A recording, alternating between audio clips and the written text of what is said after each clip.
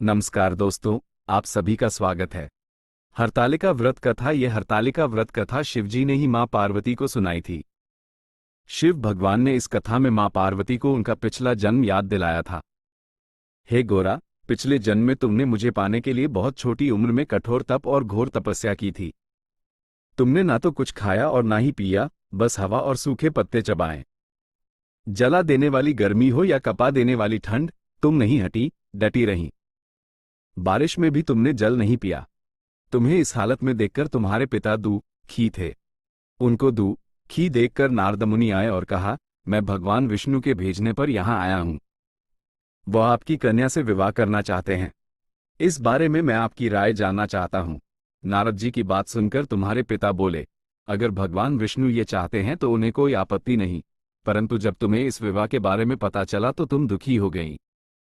तुम्हारी एक सहेली ने तुम्हारे दुख का कारण पूछा तो तुमने कहा, मैंने सच्चे मन से भगवान शिव का वरण किया है, किंतु मेरे पिता ने मेरा विवाह विष्णु जी के साथ तय कर दिया है। मैं विचित्र धर्म संकट में हूं। अब मेरे पास प्राण त्याग देने के अलावा कोई और उपाय नहीं बचा। तुम्हारी सखी बहुत ही समझदार थी। उसने कहा, प्राण छोड़ने का यहाँ कारण ही क्या है? संकट के समय धैर्य से काम लेना चाहिए। भारतीय नारी के जीवन की सार्थकता इसी में है कि जिसे मन से पति रूप में एक बार वरण कर लिया, जीवन पर्यंत उसी से निर्वाह करें। मैं तुम्हें घनघोर वन में ले चलती हूं, जो साधना स्थल भी है और जहां तुम्हारे पिता तुम्हें खोज भी नहीं पाएंगे। मुझे पूर्ण विश्वास है कि ईश्वर अवश्य ही तुम्हारी सहायता करेंगे। तुमने ऐसा ही किया। तुम्हारे पिता तुम्हें घर में न पाकर बड़े चिंतित और दुखी हुए। इधर तुम्हारी खोज होती रही, उधर तुम अपनी सहेली के साथ नदी के तट पर एक गुफा में मेरी आराधना में लीन रहने लगी। तुमने रेत के शिवलिंग का निर्माण किया। तुम्हारी इस कठोर तपस्या के प्रभाव से मेरा आसन हिल उठा और मैं शीघ्र ही तुम्हारे पास पहुंचा और तुमसे वर मांगने को कहा। तब अपनी तपस्या के फलीभूत मुझे अपने समक्ष पाकर तुमने कहा, मैं आपको सच्चे मन से पति के रूप में वरण कर चुकी हूं। यदि आप सचमुच मेरी तपस्या से प्रसन्न होकर यहाँ पधारे हैं तो मुझे अपनी अर्धांगिनी के रूप में स्वीकार कर लीजिए। तब तथास्तु कहकर मैं कैलाश पर्वत पर लौट गया। उसी समय गिरिराज अपने बंधु बांधवों के साथ तुम्हें खोजते हुए वहां पहुंचे। तुमने सारा वृतांत बताया और कहा कि मैं घर तभी जाऊंगी अगर आप महादेव से मेरा विवाह करेंगे।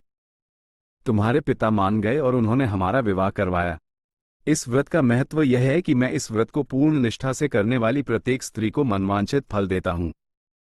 इस पूरे प्रकरण में तुम्हारी सखी ने तुम्हारा हरण किया था, इसलिए इस व्रत का नाम हरतालिका व्रत हो गया। हरतालिका तीज का महत्व और पूजा विधि। इस व्रत से जुड़ी एक मान्यता यह है कि इस व्रत को करने वाली स्त्रियां पार्वती जी के समान ही सुखपूर्वक पतिरमण करके शिवलोक को जाती हैं। सौभाग्यवती स्त्रियां अपने सुहाग को अखंड बनाए रखने और अविवाहित युवतियां मन मुताबिक वर पाने के लिए हरितालिका तीज का व्रत करती हैं। इस दिन व्रत करने वाली स्त्रियां सूर्योदय से पूर्व ही उठ जाती हैं और नहाकर पूरा श्रृंगार करती हैं। पूजन के लिए केले के पत्तों से मंडप बनाकर गौरी शंकर की प्रतिमा स्थापित की जाती है। इसके साथ पार्वती जी को सुहाग का सारा सामान चढ़ाया जाता है। रात में भजन कीर्तन करते हुए जागरण कर 3 बार आरती की जाती है और शिव पार्वती विवाह की कथा सुनी जाती है। इस व्रत के व्रती को शयन का निषेध है, इसके लिए उसे रात्रि में भजन कीर्तन के साथ रात्रि जागरण करना पड़ता है। प्रातःकाल स्नान करने के पश्चात श्रद्धा एवं भक्ति पूर्वक किसी सुपात्र सुहागिन महिला को श्रृंगार सामग्री, वस्त्र, खाद्य सामग्री, फल, मिष्ठान एवं यथाशक्ति आभूषण का दान करना चाहिए। रेत के शिवलिंग बनाए हैं तो उनका जलाशय में विसर्जन किया जाता है और खीरा खाकर व्रत को संपन्न किया जाता है।